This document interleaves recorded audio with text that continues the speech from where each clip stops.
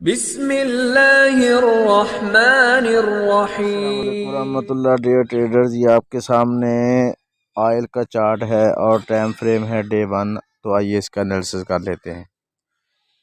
Market ने इस area में जो 82 का एरिया है, इसमें मार्केट ने कई दफ़ा रिजेक्शन ली है। देखें, एक ये, दो, तीन, चार, पाँच, छः, यानी मार्केट इधर ऊपर गई, रिजेक्शन ली, नीचे आई, फिर ऊपर गई, रिजेक्शन ली, फिर नीचे आई, फिर रिजेक्शन ली। अब देखें, ये तीसरी मरतबा मार्केट इधर रिजेक्शन ले रही है इसी एरिया में। तो अब मार्केट ने बनाई है, इनगल्फिंग सेटअप बना लिया है। ये वाला इनगल्फिंग सेटअप है, यानी ये कैंडल इनगल्फिंग है। तो इनगल्फिंग सेटअप के बाद मार्केट अब नीचे गिर रही है। तो नेक्स्ट टारगेट क्या होगा मार्केट का? मार्केट है इधर 1-2 दिन में नीचे इस एरिया में आए, जो 77 और 78 का एरिया है, मार्केट यहाँ पर आ सकती है। तो मज़ीद इसका क्लियर हम सेटअप देख लेते हैं H4 में।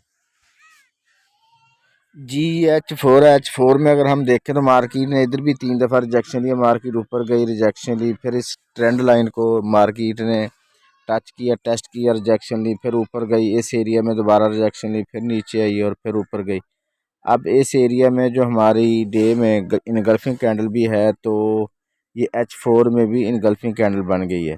तो इस तरह मार्केट नीचे आई और इस ट्रेंड लाइन को मार्केट ने अब टेस्ट करके ऊपर नहीं की, बल्कि इसको ब्रेक किया है। अब ब्रेक के बाद मार्केट का दोबारा मार्केट ने टेस्ट किया और फिर नीचे आ रही है। तो अब नेक्स्ट टारगेट जो मार्केट का है वो हमारे सामने है, ये वाला एरिया जो 76 और 78 तक का एरिया है। तो मार्केट दोबारा इस एरिया में अगर बाय का सेटअप बनाती है तो फिर मार्केट ऊपर निकलेगी, अगर नहीं बनाती तो फिर मार्केट में नीचे जा सकती है।